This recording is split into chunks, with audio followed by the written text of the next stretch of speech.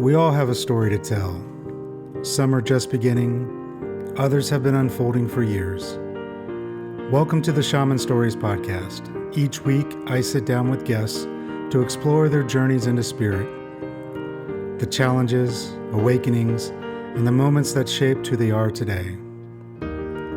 So take a breath, settle in, and join me as we uncover the stories that lead us back to our true selves.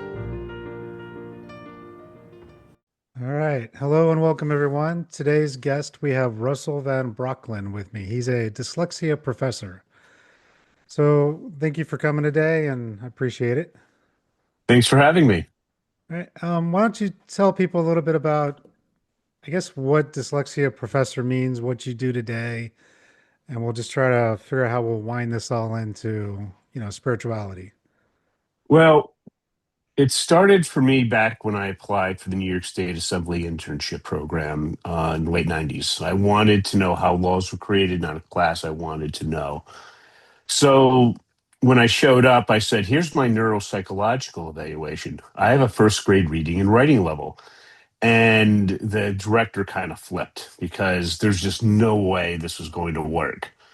Typically, you had the assembly member, a chief of staff, and the intern who took care of everything. So they went to the speaker's office and they said, you have to accommodate this kid. We're not sending him away. So they actually took me out of the program of the legislative office building and moved me to the Capitol, where I was going to have almost no contact with other interns, which was a huge part of the internship. And they put me in the Majority Leaders Program and Council's office, which ran the assembly day to day. And when I went there, I could see why. There are three administrative assistants, and they're used to helping the director with improving his writing. But they didn't know what to do with an undergrad, so they treated me like a graduate student. So it was fantastic. Um, for the um, for the academic portion, I gave a long presentation, hours long, instead of a paper, which was standard accommodation for me back then. So then they recommended 15 credits of A minus. Remember, this is the New York State government that came up with this. So then it goes back to the flagship campus of the State University New York system, the one at Buffalo. And the political science department looks at it and says, we don't like these accommodations. We're going to adjust your grade. Guess what happened to it? Went down or It went down to an F. jeez. So here's your 15 credits of F. All right. So at that point, I was done with the discrimination. I asked my other professors where I could go to grad school to learn to read and write, and they said law school. Okay, so second day of law class, I went to see a dyslexic professor called Professor Warner. He called on me, and what they do is they use the Socratic method, where they just literally just wipe the floor with you until you eventually adjust. That didn't happen to me. I responded as his equal for 15 minutes. He kept trying to trip me up, trying to do everything, and I just responded as if I was another law professor. He said, never saw anything like it. At the end of 15 minutes, he said you couldn't be any more correct, and he had to move on to the next case. I learned to read within a month, right within a couple of years, and then I decided I wanted the New York State Senate to fund my research.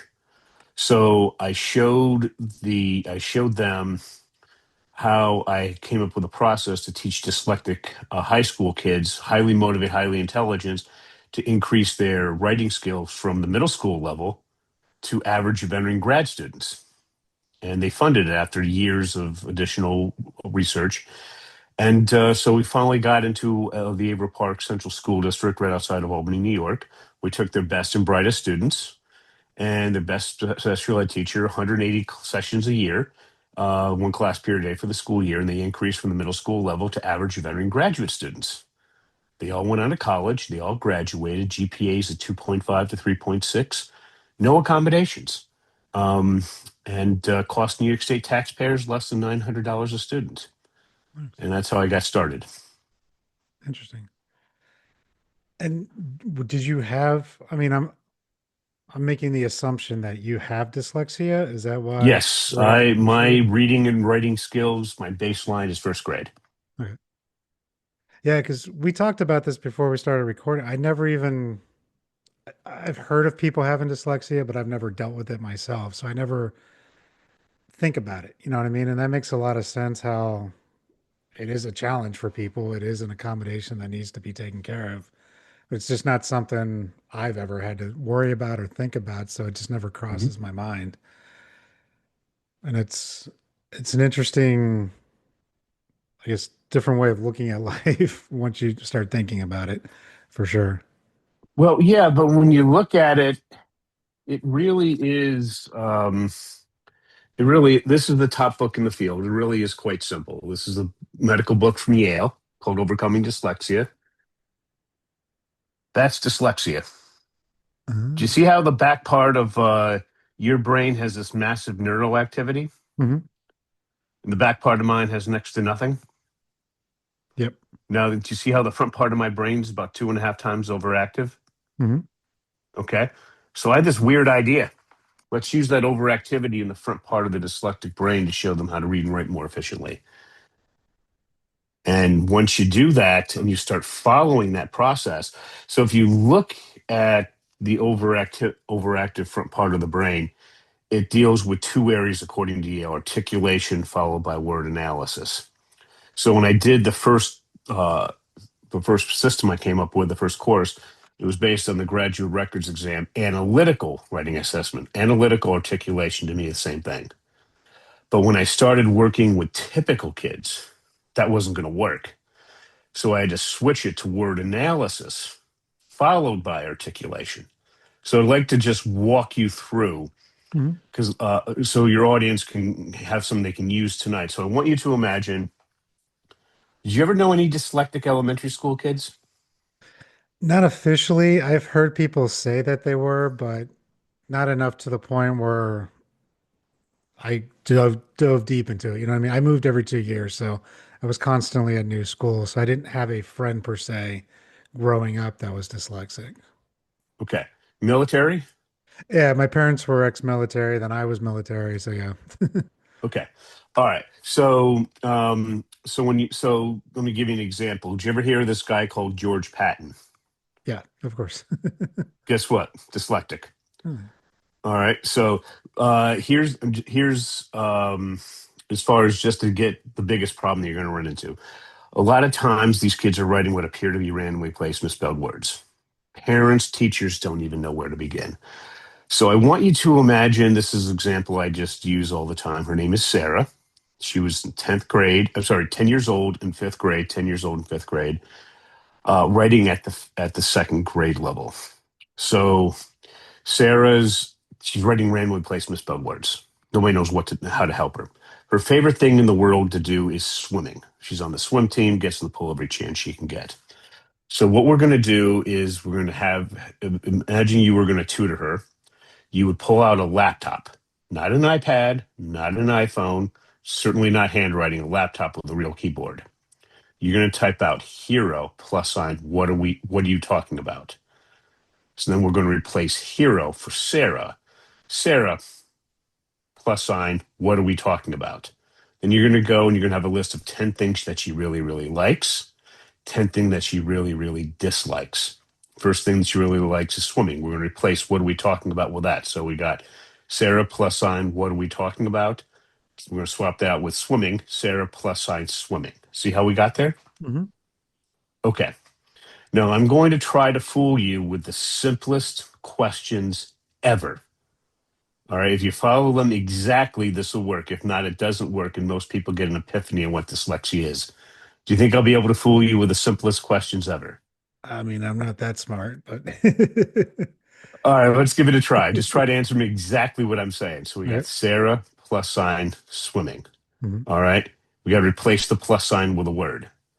Here's the question: does Sarah like or dislike swimming? Likes. Okay.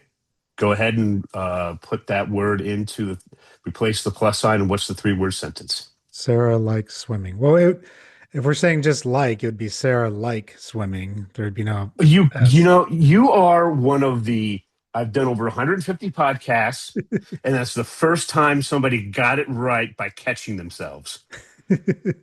Okay. Do you see what did you just do? This Well, was brilliant.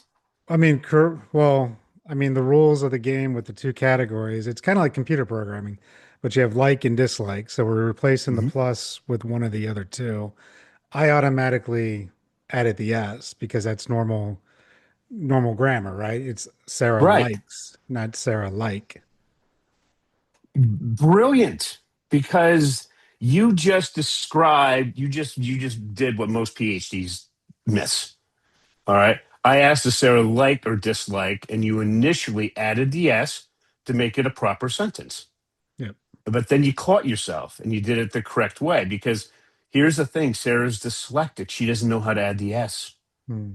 So if you're going to add the S, you're going to use, if you're, let's say, you're Bill Gates' grandkid or great grandkid, you're going to use a Orton Gillingham multi-sensory structured language approach, which means you're going to see it, touch it, hear it.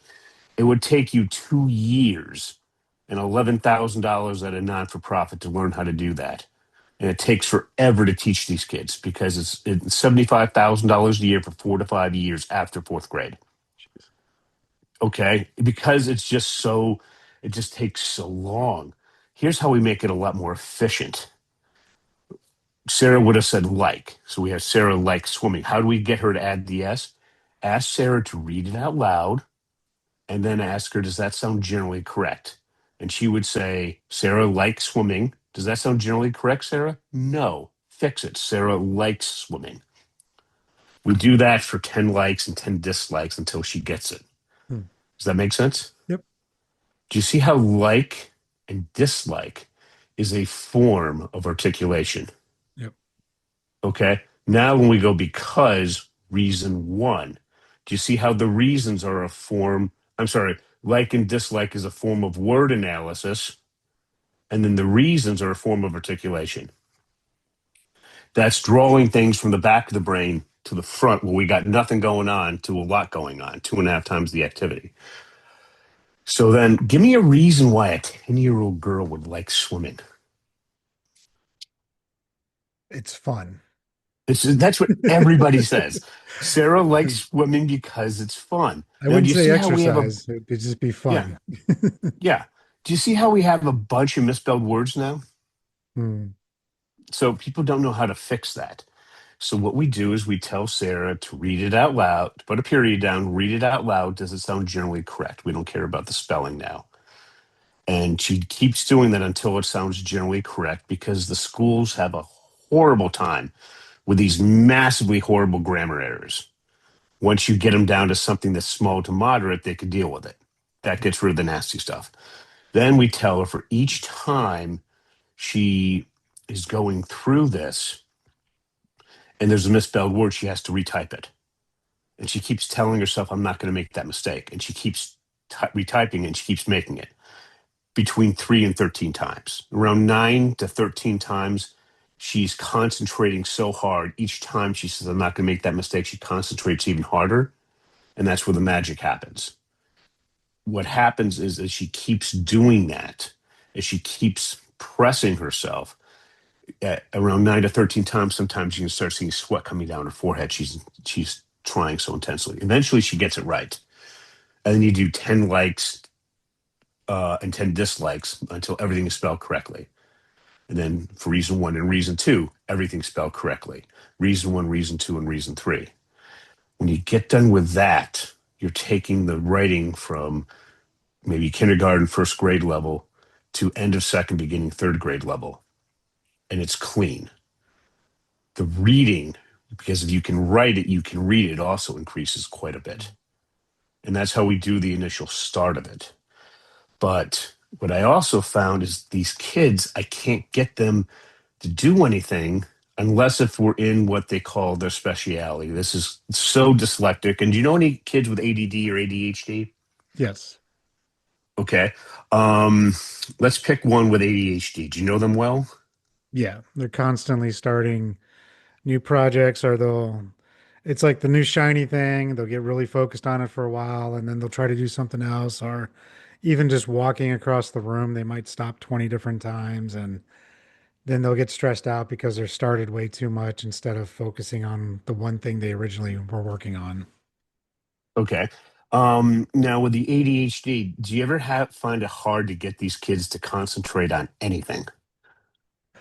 No, just no, because when they're focused on something, they're focused. It's getting them out of that to do something else, I find is a hard part, if that makes sense. Okay. Yes. So just, dyslexia, ADD, ADHD, same solution. Okay. Dyslexia is just harder. So I'm going to give you an example of how you deal with that. First thing is you find out what the kid's speciality is if you want to improve the reading and writing one. To give you an example of how important this is, I'm going to discuss my most successful case ever for a kid. I never saw this before. I will never see this again. It's a one-off. Her name was Casey. 10 years old, turned 11 over the summertime at the end of fifth grade. She was reading and writing at the second grade level. So I assigned her this little book called The Rise of Theodore Roosevelt, all 900 pages of it. This is 10th grade to first year college level, depending on who you ask. Casey insisted on doing reading first. So I said, okay, Casey, here's how you do it. I thought you'd go and do 10, 20 minutes a day, a couple of days a week.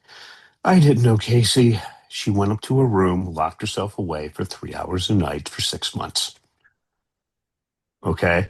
In 6 months, she read that entire book. She knew every word in that book. She jumped 8 grade levels in 6 months, and I worked with her for 15 minutes a week. Now, why am I spending so much time on this? Because we're dealing with motivation. Her mom wanted to know, did this transfer over to other books or was it just for Theodore Roosevelt?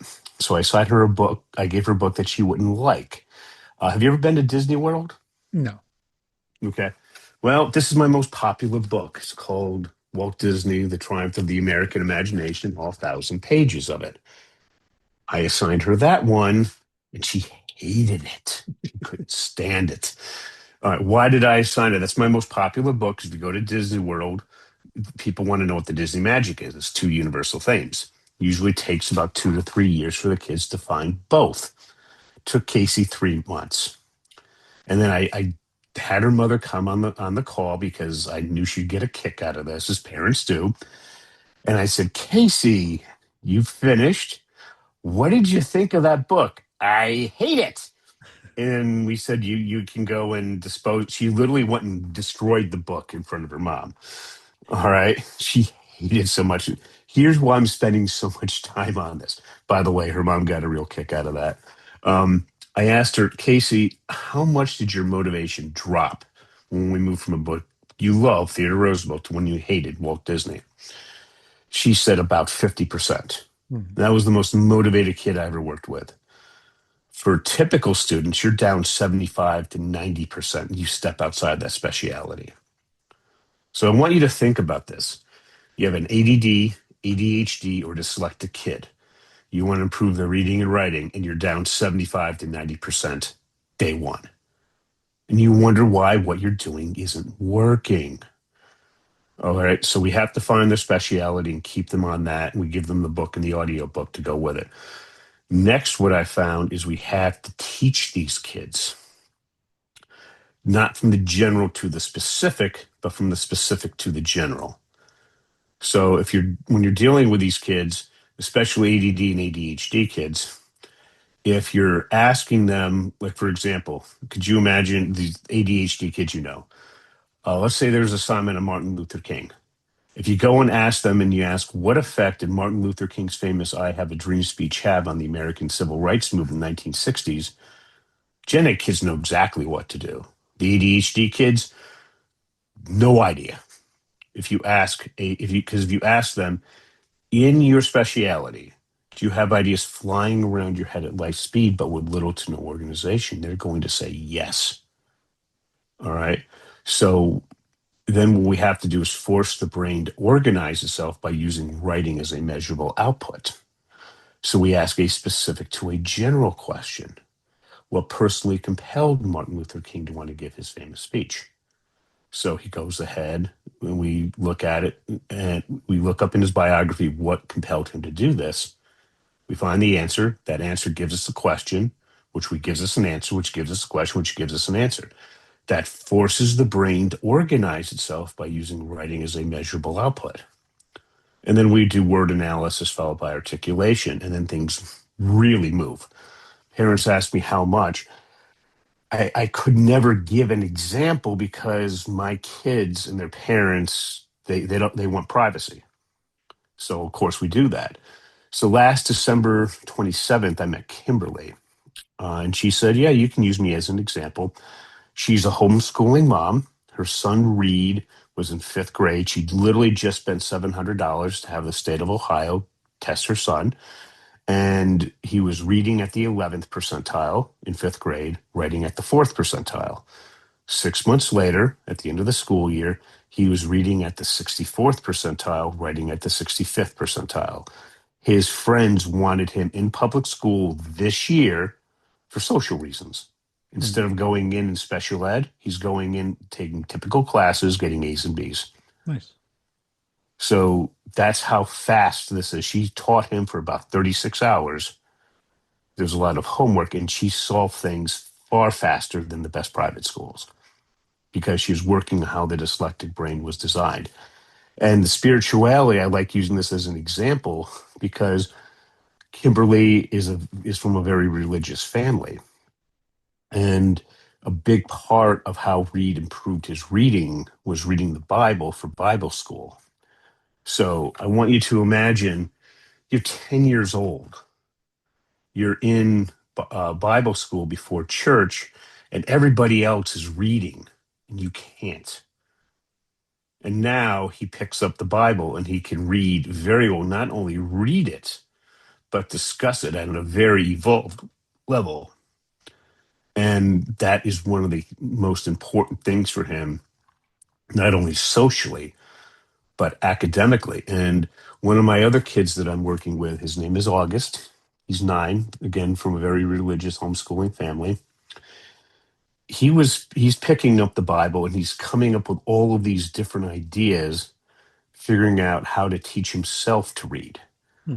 He'll go and ask his mom, "Why don't we try this and try this? Does this work?" Because she's a certified elementary school teacher, and it's he just keeps coming up based on the process that I've given him.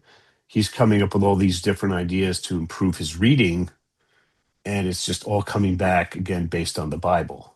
And I think that's one of the best ways to help dyslexic kids learn to read.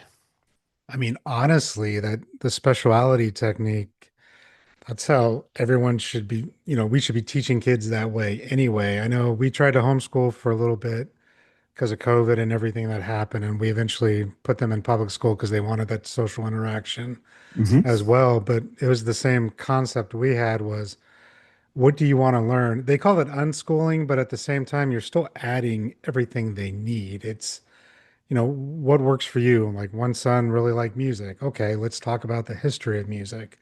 Let's talk about how music is created, how this works. The other child was really into science. So it's like we're trying to teach them within their speciality, but still branching it out. And I think Right that's now, how all kids should learn. well, yes, but now I want you to think about it. Let's say you switched over specialities. Hmm. Did you find it was really hard to get your kids to be motivated to do Oh yeah. anything? Yeah. And what was your response on how to get them to do things they didn't like to do? Well, frustration, anger, annoyance. Do you want me to tell you a really dirty trick? Sure. Okay, the kids that even now, even the first kids I taught are now parents themselves, and they said now they're going to use this dirty trick on their kids, but they thought it was pure evil. So let's take one of your kids, change their name to protect their identity. What's their made up name? John. John. What's now, you know what John, remember I start off with what the kids really like. Mhm. What's the chore John really, really dislikes? Math. No, the chore. Oh, the chore. Sorry. Just I guess mowing the lawn. Yeah, that's Mowing the lawn. Okay. So, and he'll go to great lengths not to mow the lawn, right? yep. All right. So let's say you have things he really has to do school wise. If he doesn't want to do that, it's like, oh, okay, guess who gets to mow the lawn for the next week or 2 weeks or whatever. All right. And do you have you ever tried that? Yes, not with the lawn mowing. It rains a lot here, so that's hard to push in, but I've done it with other ways. But yeah, like, okay, well, if you're not doing that, then go clean up your room or go do this or go do that. It doesn't always stick, but yeah. But it has to be the thing they really dislike. Yeah. All right. So for example, with Reed, I can tell you what exactly it is. It's cleaning up the rabbit cages. Now I told his mom, don't push it because you don't want to, because when his brain is done, it's done. Okay. He started taking advantage of that. So I went, Reed, this is going to be great. I want you to keep not doing what your mom said because then you're going to have to go out and clean the rabbit cages. And she's not really cleaning them as way they should be right now. So they're extra funky. And we're going to take a video of it and I'm going to be laughing about this like crazy. So please keep not doing your work. This is going to be great. You got one more week to change, but I want to watch the video. Do you know 180 degrees? Okay. With with August, his thing that he really hates is folding and putting away clothes. All right. So I was like, oh boy, you don't want to do this. So we're going to, same thing. Don't do it. Don't do it. I can't wait to watch that video. And you know what? Just complete compliance after that. And the kids that didn't, I can tell you, these are some of the funniest videos because then what will happen is, for example, this is one of the funniest ones. One of my kids, he decided to go from a really, the kids who are like 12 going on 40 maturity wise, Yep. and then he decides to act like a 5-year old for some reason. He was really clean, really had to have his room spotless. Okay. Like you were in the military, Mhm. like every drill sergeant's dream, perfect, everything in order. So they sent his little sister in there to mess up his room and then to order him, because he's the oldest, how to clean it, which he hated. And then when he was done, they ordered her to mess it up again to make sure he got the lesson. And then he had to clean it up again with her directing, like really giving him direction. He was see, I still find it hilarious today watching it. All right. I never had a problem with him again. He would say, well, I don't think I want to do this. I said, oh, great. We get to see another video. And he's like, no. So, but that's how we got him to do things. They said that was always the most evil thing that I did. Because the other thing I would say is, do I treat you like a big kid or an adult or like some little kid? And they don't ever want to be treated like a little kid. And they said, well, this is what happens when you're an adult. Adults do, when you're an adult, if you do 1 out of 10 things that you have to do every day that you like, you're doing great. All right. And yeah, it was a great way to get the kids motivated to go ahead and do their work. I'll definitely give that a shot too. Because yeah, I just haven't found the right one then. So I'm gonna have to dig deep on that one. But I've tried similar things, but yeah, I haven't found the one that's the true motivation that I need. But I'm gonna keep a note of that one. Well, find out what they really, really just dislike doing. And I mean, my oldest now, he's 14. He doesn't like to do anything. It's like, well, I remember those. I remember those years. You like the, can't pay me to go back and be a teen boy again. but the 10-year-old I still got some leeway with, but the 14-year-old, yeah, that's that. What you mentioned earlier, 12 going on 45. It's like, oh, you want to be an adult? Okay, then this is what that means. Like, let's do this instead then. But I know you don't have a lot of time, so I want to continue forward. You mentioned when you first reached out about how, literacy as energy work, working with these kids and soul loss. I kind of wanted to touch base on that because that really sparked an interest for me. I'm curious what you mean by that, with literacy as energy work.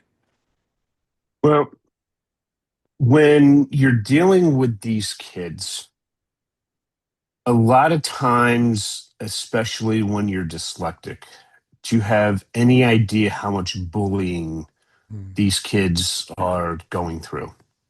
I can imagine. Okay. All right. Like you're a pretty good sized guy, so I don't think you were bullied going growing up. Well, I was always the new kid and the fat kid when I came to school. So I Okay. was I was always the every 2 years new kid, overweight, really poor clothes from Kmart because we didn't have a lot of money growing up. So yeah, I've had my fair share, that's for sure. Okay. So you know what it was like. Do you see how with the energy that just drives the red out of you? Hmm. Okay. And it a lot of these kids, what I'm noticing is they're energy wise, they're just flatlined. There's nothing there. So when I'm looking at that, I'm looking at how can we go ahead and get that spark to get that to get them to come back up. And a lot of these kids, not everybody's Christian, not everybody's a Muslim, not everybody's a traditional religious person. Yep. So I spent a lot of time in India. One of my best friends was from India, and we went over there, and I was there for several months, and I found that their ideas on spirituality, on energy generation, was really quite fascinating. So what I try to have these kids do is just as a version of that, and it's just a version, was try to find to get their self-esteem back was number one, get them the heck out of that situation, whatever that was. So a lot of them will become homeschooled, or they would go to a private school or something where they're not being bullied anymore, because we it just had to get them out of that. And then what I would look at them do is to focus on what is it that spiritually really makes sense to you. How do we focus on getting your energy back? And I would have them go and look up what spirituality means to them. Some people would pull something from the Bible. Some people would pull something from the Quran. Some people would be interested in the spirituality of India, and they would find something in that culture that they found really fascinating. And I would narrow that down to a specific word and then to a specific universal theme. So basically, what we would start off doing with the kids is we say, what is it that you want to accomplish? Why do you want to do this? And a lot of them, they just wanted to get themselves back. Hmm. They've been so trampled, so beaten, so pushed down in the mud. They wanted themselves back. So we would go and focus on what part of spirituality meant to them that was so important to them. And we would narrow that down finally to one word. And how we would do that is we'd start off by just saying in general, what is it that they wanted to do? And we would find the most important word in that sentence. But when we did that, the problem is it was so broad that it really didn't connect. So then we would go to the thesaurus and put in that word, look for synonyms. And we'd keep going. I'd have them type out the word and then type out the definition. You can't copy and paste because it'll just make it completely worthless. They type out the word, type out look up the definition in the Merriam-Webster's online dictionary, or another top dictionary, and they would type out the definition. And we'd keep going until we found the definition that best matched what they found in their head. And that word, that would be their universal theme. So when they wanted to focus and to try to discuss with their parents what they're trying to say spiritually, they would focus on that universal theme. And then they were trying to get the journey back that they were coming from. They would look at what I would say, what is the biggest obstacle in your way? Is it a person? Is it a concept? What is keeping you from growing spiritually? And we'd find out what that was. And that would be what I like to call their ultimate villain. We'd put that into a basic sentence, and then I would go and I'd have them go because and come up with some really good reasons. Okay. And then I would flip it around. We would then look at it from their what is keeping them back from the villain's point of view. So they'd have a 360-degree understanding. But when we looked at the reasons, I would reduce each one of those reasons into a universal theme. And then we would go back to whatever spiritual text that they were looking for. And we would find a quote. All right. And then when we found a quote from that spiritual text, we would answer the questions who, what, when, where, how, why, and turn those into body paragraphs for each of the three reasons. And that gave them not only helped improve their writing skills and their reading skills, but it also then gave them something in writing that they could hand out to adults to discuss what's preventing them from moving forward spiritually. Hmm. And that was a big help to help them get back to overcome things when it comes to just being held back from being pushed down so much from all the bullying that they had to endure. And I focused that mainly on the Bible, some on the Quran, and some from the spirituality aspects from India. Interesting. Yeah, because when you put that in your note when you reached out, because at first I was like, oh, dyslexia, I'm not sure. But then you put that in there, and then I saw the word soul loss, and I'm like, oh, that kind of makes sense. Because again, I've never experienced it, but that is a form of trauma for these kids. They're not able to Hmm. read, they're not able to keep up with their peers, they're getting made fun of. Nobody understands what the problem is. If you don't have someone like yourself that knows how to work with people with dyslexia, and you have a teacher who's never had to deal with a student with it, who doesn't know how to help properly, no fault of their own, it's just they just haven't experienced it. And maybe they get frustrated and they get angry at the kid because they don't understand, or the parents. And so that forms a, that is a form of trauma for that child. And I'm sure there is some soul loss when that happens, because whenever we have trauma, perceived or otherwise, we do have some soul loss that happens. And then sometimes those soul parts come back later on. Sometimes they need to be brought back, but it's always there. We're constantly losing mini pieces, and mini pieces come back and forth. It's like one of those escalating doors, the revolving doors. Sometimes they just Hmm. leave because things trigger you at that moment, or you have little mini traumas, and then sometimes they come back, but sometimes they don't, and they're lost, and you got to find them. And it's not something I would have thought about as causing trauma, but it makes perfect sense. Yeah, and spirituality is really about trying to heal us Yeah. and make us a better person. And just because of the profound nature of how, you went through this when you were younger, being the new kid being made fun of, and you had to experience that every time you moved, which in the military is all the time. Yeah. Okay. And as a dyslexic, the only thing is, well, you're with the same kids since you were young, and they just, especially, elementary, middle school, it was just, it was pure hell when I was growing up because of, everything.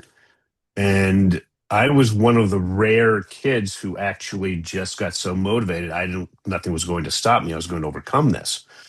But most of them are just shattered as a person, just completely shattered. So, And with this work, do you also take it to the adult level as well? Because it sounds like it would work, but maybe it's a little bit, I don't know, harder for an adult to oh no, it's be the retrained, thing with or this process is the older the person is, the quicker they pick it up. oh, okay.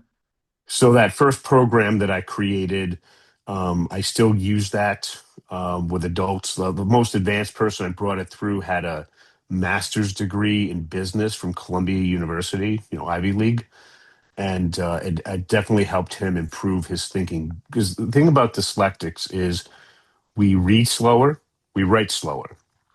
but we think in orders of magnitude faster.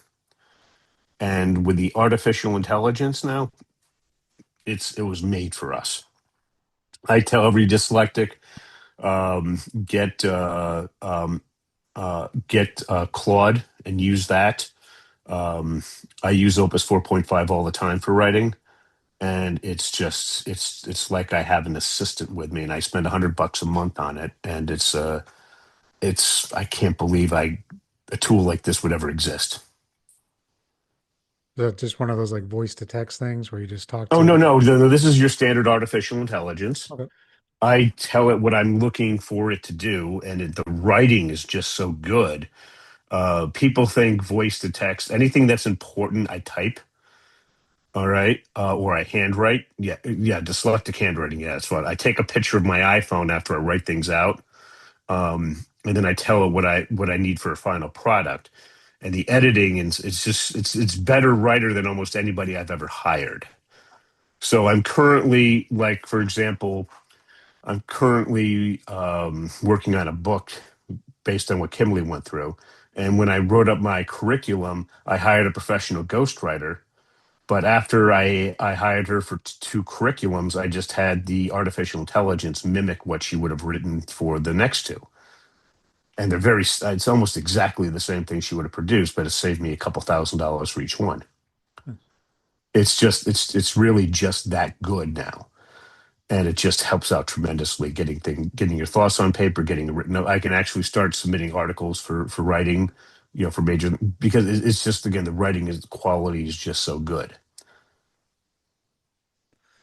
I guess, I mean, do you ever, because the way you described your process is, having them write it down, over and over till they get it right. Memory, Hmm. almost, muscle memory, basically. You're just doing it over. Exactly. Yeah, the repetition is absolutely extraordinary. People just are shocked to see how much repetition it is. But do you think there might be a place in the future where AI can assist with even that part? Oh, no, no, no, no. What I do is I use a book called The Craft of Research. Okay. It's designed to help PhD students write their doctoral dissertations. It's context problem solution. I don't get the kids involved with AI until they can write. Let me give you an example. Once we do those basic paragraphs, here's the advanced form. You saw how I showed you how we came up with quotes. Hmm. I actually then will have them come up with two quotes. One, each reason we reduce to a universal theme. We find a lot of quotes at the beginning of the book and one at the end of the book. And we get a bunch of them, we reduce them to the best quote. We then take those two quotes and we form a topic. We use that to form the topic sentence. Think of the two quotes as your data. Do you ever notice that when you're writing a body paragraph and you go right from a topic sentence to your quotes or to your data, it feels like you're missing something? Yeah. That missing something is called a warrant. Have you ever thought of, do you know how to use a warrant towards a body paragraph? It's been a long time since I've had to write papers like that. Well, I'll tell you, anybody outside of a PhD student has no idea what a warrant Yeah. is. It's how you add a how and why to connect the topic sentence to the data. Okay. Okay, people with master's degrees in English know nothing about this. So I show middle school kids after we do the two advanced quotes, they form the topic sentence because there's the same universal theme, how to connect them with a warrant. Now, when a college professor looks at that paragraph, so we have the topic sentence, the warrant, and a discussion on the how and why, and then the data. They then view this as a college level paragraph because the use of a warrant. It is structurally superior, content wise, to what an AP English high school kid could write. They write better sentences, it flows better, but the content is better because they're using that warrant. And I teach that to middle school kids. Then we add a few other things at the end from the New York State Regents exam for high school kids and from the craft of research. But basically, that's the main point for the advanced level paragraphs. Until they can do that well, I don't do anything with AI. I do a little bit of AI with the problem statement, and then with the solution, we are very heavy on AI because these kids are expected to know how to use artificial intelligence in a very evolved way now if they want to get a job. It started this summer. So if you know any kids who you know that many kids who graduated from college this past year? No, I know I've got a couple ex-babysitters that are in college right now, but they haven't graduated yet. Okay. Well, if they don't know how to use the if they have to be able to go to the artificial intelligence and to be able to become senior in what they do within 6 to 12 months. So what I typically advise them to do is if you can get a job once you get out, run a deep research report on anything you're doing and use that as a model compared to what you're supposed to be doing. And you learn very rapidly. Hmm. If you can become senior within 6 to 12 months, they're going to literally double, triple their salary, or somebody else will pay them. Otherwise, they can't get a job. And it's just giving an example with Anthropic, because they deal with businesses, they don't deal with consumers. They went 2023, they did 100 million. 2024, they did a billion. This year, they're doing 9 billion.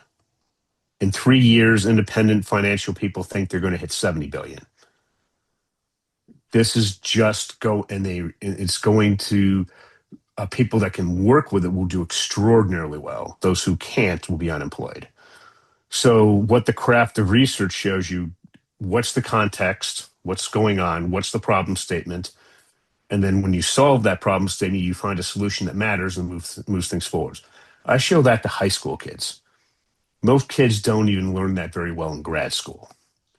So I want you to imagine, you ever hear of a book called Mice and Men? Yeah.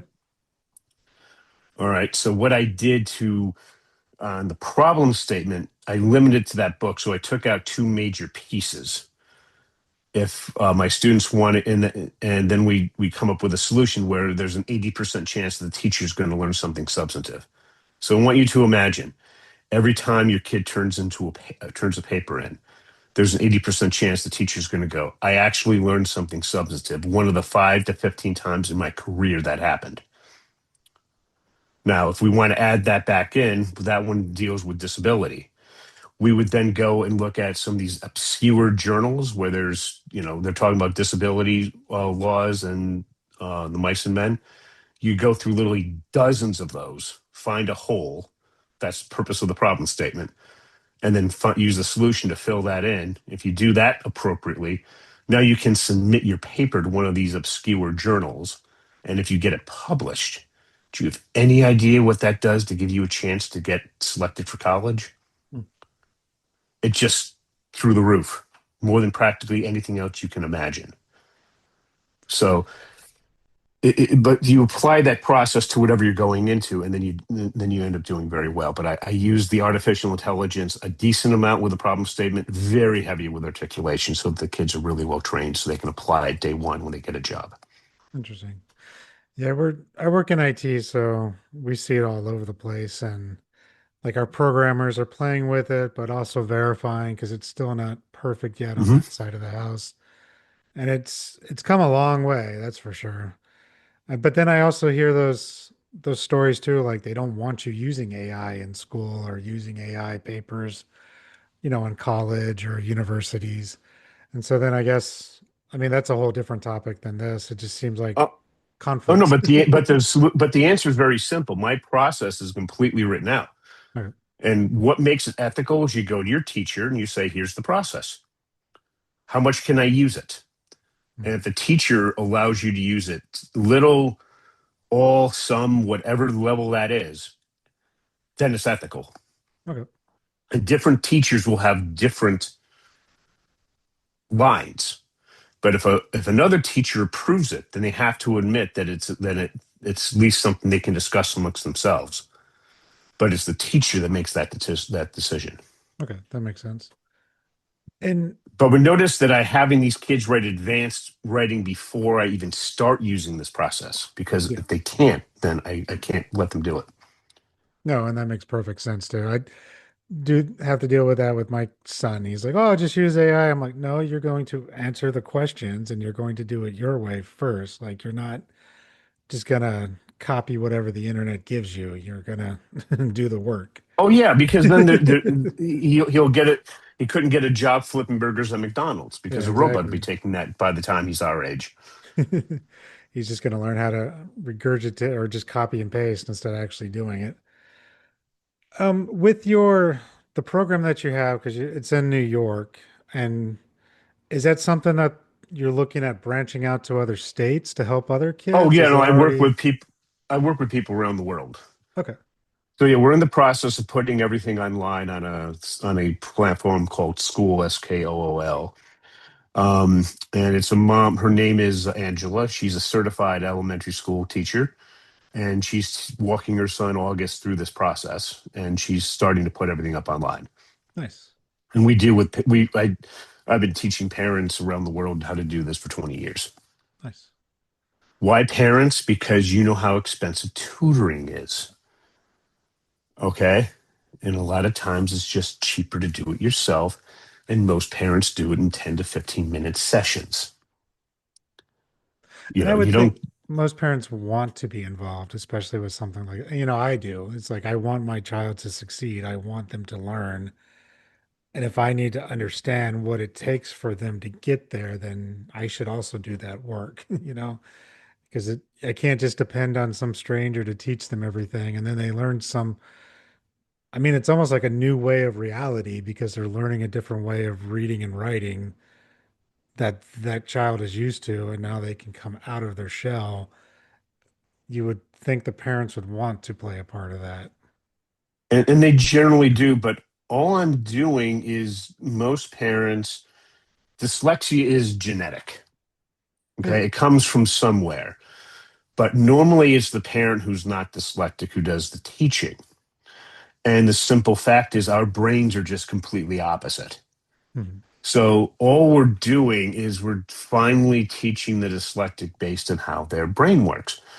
But also, I've been asked what drives my clients crazy is typically the older brother or sisters fighting to become valedictorian, and then their younger brother or sister is now doing warrants in their when they're doing the advanced body paragraphs, and they're saying how they're doing better than their older brother and sister in AP English. They hate that. And then we start getting into, what a problem statement is. And I have had times where a middle school AP English teacher would, or as a middle school teacher would tell their high school AP English colleagues, and then they would go to the older brother and sister in AP English and say, wow, your younger brother really knows how to do problem statements at a very evolved level. How come you don't?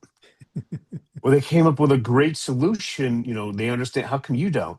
And then I'm asked to show them this evolved process, and they pick it up really fast. But the dyslexic goes much deeper. And they ask, well, how can you show me how to go really deep? And I say, well, I can't because you don't have the brain horsepower. I can show you the general process, but it drives them nuts that their younger brother and sister, who's dyslexic, is because in grad school the idea means everything, and some of my kids have come up with some really ideas that are really worth at doing things at the grad level, and then they think, wait a second, they're doing better than I am in school. Well, yes, because this is what matters. It's a really unfair advantage once you get to grad school, incredibly unfair. We own grad school day one or soon thereafter. It's fascinating. See, I do want to be respectful because of the time limit that you had, but I mean, putting it on school sounds like a great idea for people to have access to it. I don't know if you've ever Mhm. thought about turning this into a book or even having your own. Oh, we're in the process of writing a book. I have a co-author. Her name is Evelyn Whitebay. She's one of the best dyslexic teachers in the country. But dyslexic and writing a book where we did the draft. Now we're working on getting it finalized. But you know how much fun that is. Yeah, maybe even like a workbook so people can have examples to Yes. go along with it. Okay, cool. Yeah, Yep. That's exactly what we're doing. nice.